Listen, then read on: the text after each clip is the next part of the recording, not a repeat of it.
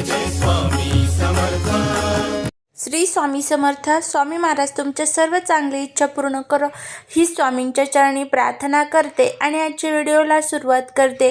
पण त्या अगोदर चॅनलवरती नवीन असाल तर सबस्क्राईब करा आणि शेजारील बेल आयकॉनलाही प्रेस करा, म्हणजे माझ्या सर्व नवीन व्हिडिओचं नोटिफिकेशन तुम्हाला मिळेल आणि तुम्ही एक पण व्हिडिओ मिस करणार नाही.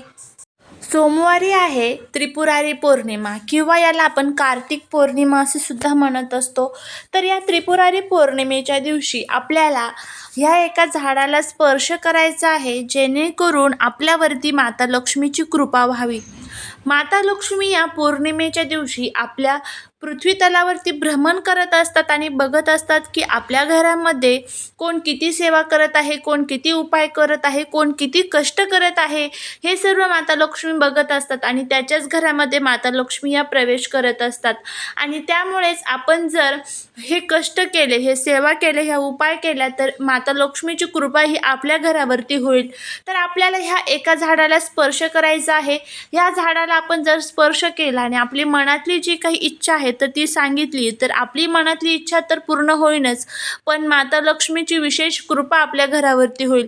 त्रिपुरारी पौर्णिमा जी आहे तर ती सोमवारी आहे, कारण उदया तिथीनुसार आपण पौर्णिमा साजरी करत असतो. आता ही जी पौर्णिमा आहे तर ती उद्या म्हणजे रविवारीच दुपारी 3:53 लागलेली आहे. तर ती रविवारी दुपारी 2 वाजेपर्यंत असणार आहे. तर त्यामुळे आपल्याला उदया तिथीनुसार सोमवारी ही त्रिपुरारी पौर्णिमा जी आहे तर ती साजरी करायची आहे. तुम्ही तुमच्या घरामध्ये जर सत्यनारायण करत असाल तर तुम्हाला ते सोमवारीच करायचं आहे.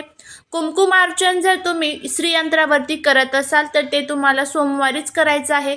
त्याचबरोबर तुम्हाला तुमच्या घरातली जी काही फरशी आहे तर त्या फरशीमध्ये तुम्हाला थोडंसं मीठ टाकायचं आहे, खडे मीठ टाकायचं, हळद टाकायची, गोमूत्र टाकायचं, गंगाजल टाकायचं याने आपल्या घरातली पूर्ण जी काही साफसफाई आहे तर त्या फरशी आपल्याला क्लीन करून घ्यायची आहे. त्यानंतर आपल्या घरातले जे काही जाळे जळमाटे आहे, पूर्ण जाळे जळमाटे आपल्याला काढून घ्यायचे आहे.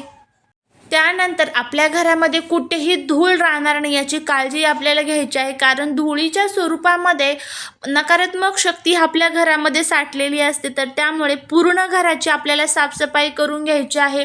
कारण हे जे विशिष्ट दिवस असताना तुम्ही पौर्णिमा हा दिवस साधा अजिबात समजू नका, कारण पौर्णिमेच्या दिवशी आपण जर लक्ष्मीची सेवा केली, उपासना केली तर तो दिवस आपल्या जीवनासाठी, आपल्या आयुष्यासाठी खूप काही गोष्टी घेऊन येत असतो. तर त्यामुळे ह्या गोष्टी तुम्हाला सांगितल्या आहेत तर त्या आवर्जून करा. उंबरट्यावरती हळदीचं लेपन द्यायला अजिबात विसरू नका. त्याचबरोबर घराला तुम्ही एखादं छान फुलांचं तोरण सुद्धा लावू शकता. तर माता लक्ष्मीच्या आगमनासाठी तुम्ही या गोष्टी आवर्जून करा. त्याचबरोबर आता आपल्याला कोणत्या झाडाला स्पर्श करायचा आहे ते आपण बघून घेऊया. तर बघा, तुम्हाला मी हे 3 ते 4 झाडं सांगणार आहे. तर त्यातलं जे कोणतं झाड तुमच्या आजूबाजूला तुमच्या जवळ असेल तर त्या झाडाखाली तुम्हाला एक दिवा लावायचा आहे आणि त्या झाडाला स्पर्श करून तुम्हाला तुमच्या मनातली जी काही इच्छा आहे तर ती इच्छा तुम्हाला सांगायची आहे. त्यामधलं पहिलं आणि महत्त्वाचं झाड ते म्हणजे बेलाचं झाड. बेलाच्या पानांचं जे झाड असतं तर ते तुमच्या आजूबाजूला कुठे असेल तर तुम्हाला तिथे दिवा लावायचा आहे. तुम्हाला तिथे नमस्कार करायचा आहे आणि माता लक्ष्मीचा ओम श्रीम ह्रीम श्रीम कमले कमलालय प्रसिद्ध प्रसिद्ध श्रीम ह्रीम श्रीम ओम महालक्ष्मी नमः या मंत्राचा तुम्हाला तिथे जप करायचा आहे आणि तुमच्या मनातली जी काही इच्छा आहे तर त्या झाडाला स्पर्श करून तुम्हाला सांगायचे आहे. त्यानंतर पुढचं जे झाड आहे तर ते म्हणजे पिंपळाचं झाड. पिंपळाच्या झाडाखाली सुद्धा तुम्हाला अशा पद्धतीने दिवा लावायचा आहे. त्यानंतर तुम्हाला पिंपळाच्या झाडाखाली ओम नमो भगवते वासुदेवाय या मंत्राचा जप करायचा आहे. तुम्हाला तिथे जमलंच तर मोहरीच्या तेलाचा तुम्ही दिवा लावा आणि ओम नमो भगवते वासुदेवाय या मंत्राचा तुम्ही तिथे जप करू शकता. त्यानंतर शमीचं झाड. शमीचं जे झाड असतं तर ते माता पार्वती आणि भगवान शिवशंकरांच्या नयनाश्रूंपासून तयार झालेलं आहे. तर त्यामुळे तुम्हाला तिथेही एक दिवा लावायचा आहे. त्याचबरोबर तुम्हाला तिथे ह्या मंत्राचा जप करायचा आहे. मंत्र ओम ऐं महालक्ष्मी नमः. ओम ऐं महालक्ष्मी नमः या मंत्राचा तुम्हाला तिथे जप करायचा आहे. त्यानंतर आता तुळशीचं झाड तर सर्वांच्याच घरामध्ये असतं, तर तुळशीच्या झाडाला सुद्धा तुम्हाला स्पर्श करायचा आहे आणि तिथे तुम्हाला जो भगवद्गीतेमधला कृष्णाय वासुदेवाय हरये परमात्मने प्रणतत क्लेशनाशाय गोविंदाय नमो नमः या मंत्राचा तुम्हाला तिथे जप करायचा आहे. त्यानंतर पुढचं जे झाड आहे तर ते म्हणजे आवळ्याचं झाड. आवळा जो असतो बघा, तर त्या आवळ्याच्या झाडाला तुम्हाला स्पर्श करायचा आहे. तिथे तुम्हाला तुपाचा दिवा लावायचा आहे.